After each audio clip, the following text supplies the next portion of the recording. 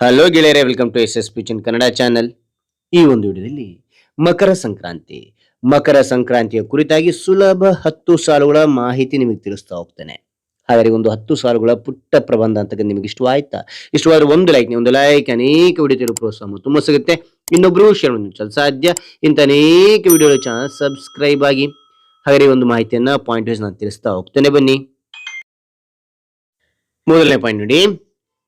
ಸಂಕ್ರಾಂತಿ ಭಾರತದ ಪ್ರಮುಖ ಹಬ್ಬಗಳಲ್ಲಿ ಒಂದಾಗಿದೆ. ಮತ್ತೆ ನೋಡಿ, ಸಂಕ್ರಾಂತಿ ಭಾರತದ ಪ್ರಮುಖ ಹಬ್ಬಗಳಲ್ಲಿ ಒಂದಾಗಿದೆ. ಓಕೆ, ನಂತರ ಎರಡನೇ ಪಾಯಿಂಟ್. ಈ ಹಬ್ಬವನ್ನು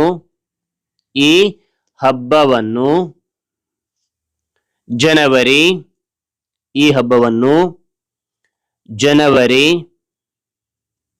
14 ಅಥವಾ 15ರಂದು ಆಚರಿಸುತ್ತಾರೆ. ಈ ಹಬ್ಬವನ್ನು ಜನವರಿ 14 ಅಥವಾ 15ರಂದು ಆಚರಿಸುತ್ತಾರೆ. ಅದಾದ ನಂತರ ಮೂರನೇ ಪಾಯಿಂಟ್. ಈ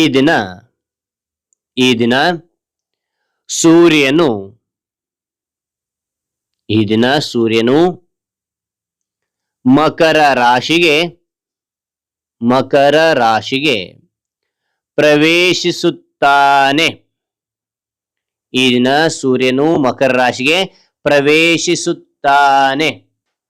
ಓಕೆನಾ? ಪ್ರವೇಶಿಸುತ್ತಾನೆ. ಅದಾದ ನಂತರ ನಾಲ್ಕನೇ ಪಾಯಿಂಟ್. ಆದ್ದರಿಂದ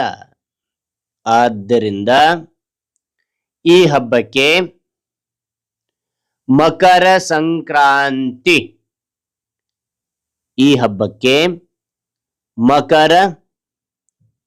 ಸಂಕ್ರಾಂತಿ ಎಂದು ಹೆಸರು.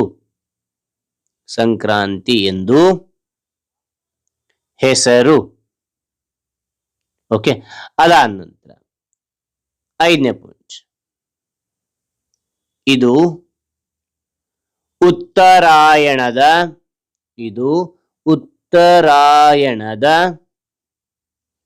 ಆರಂಭವನ್ನು ಸೂಚಿಸುತ್ತದೆ. ಇದು ಉತ್ತರಾಯಣದ ಆರಂಭವನ್ನು ಸೂಚಿಸುತ್ತದೆ. ಓಕೆ, ಅದಾದ ನಂತರ ಆರನೇ ಪಾಯಿಂಟ್. ಸಂಕ್ರಾಂತಿಯು ಸುಗ್ಗಿ ಹಬ್ಬವಾಗಿದೆ.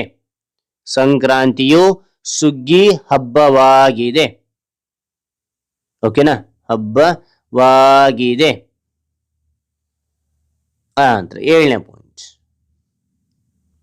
ರೈತರು ಹೊಸ ಬೆಳೆಗೆ ಧನ್ಯವಾದ ಹೇಳುತ್ತಾರೆ. ರೈತರು ಹೊಸ ಬೆಳೆಗೆ ಧನ್ಯವಾದ ಹೇಳುತ್ತಾರೆ. ಓಕೆನಾ? ಅದಾದ ನಂತರ ಎಂಟನೇ ಪಾಯಿಂಟ್. ಎಳ್ಳು ಬೆಲ್ಲ ಹಂಚಿಕೊಳ್ಳುವುದು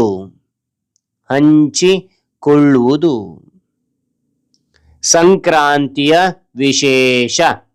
ಮತ್ತು ನೋಡಿ, ಎಳ್ಳು ಬೆಲ್ಲ ಹಂಚಿಕೊಳ್ಳುವುದು ಸಂಕ್ರಾಂತಿಯ ವಿಶೇಷ. ಓಕೆನಾ? ಅದಾನಂತರ ಒಂಬತ್ತನೇ ಪಾಯಿಂಟ್. ಗಾಳಿಪಟ ಹಾರಿಸುವುದು ಮಕ್ಕಳಿಗೆ ಬಹಳ ಖುಷಿ. ಗಾಳಿಪಟ ಹಾರಿಸುವುದು ಮಕ್ಕಳಿಗೆ ಬಹಳ ಖುಷಿ. ಅದಾದ ನಂತರ 10ನೇ ಪಾಯಿಂಟ್, ಕೊನೆ ಪಾಯಿಂಟ್ ನೋಡಿ.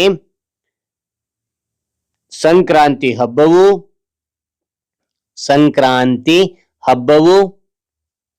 ಸಂತೋಷ ಮತ್ತು ಸಂತೋಷ ಮತ್ತು ಸ್ನೇಹವನ್ನು ಹೆಚ್ಚಿಸುತ್ತದೆ. ಸಂತೋಷ ಮತ್ತು ಸ್ನೇಹವನ್ನು ಹೆಚ್ಚಿಸುತ್ತದೆ. ಹೆಚ್ಚಿಸುತ್ತದೆ. ಓಕೆನಾ? ಹೆಚ್ಚಿಸುತ್ತದೆ. ರೈಟ್. ಹಾಗಾದ್ರೆ ಈ ಒಂದು ಮಾಹಿತಿ ಅಂತಕ್ಕಂಥ ಇಷ್ಟವಾದ್ರೆ ಒಂದು ಲೈಕ್, ನೀವು ಲೈಕ್, ಅನೇಕ ವಿಡಿಯೋ ಪ್ರೋತ್ಸಾಹ ತುಂಬ ಸಿಗುತ್ತೆ. ಇನ್ನೊಬ್ರಿಗೂ ಶೇರ್ ಮಾಡಿ ಸಾಧ್ಯ. ಇಂಥ ಅನೇಕ ವಿಡಿಯೋಗಳ ಚಾನಲ್ ಸಬ್ಸ್ಕ್ರೈಬ್ ಆಗಿ ಮತ್ತೊಂದು ಹೊಸ ವಿಷಯದೊಂದಿಗೆ ಮತ್ತೊಂದು ಹೊಸ ವಿಡಿಯೋದಿಂದ ಭೇಟಿ ಆಗ್ತೇನೆ. Thank you for watching. Bye bye ಮಕ್ಕಳೇ.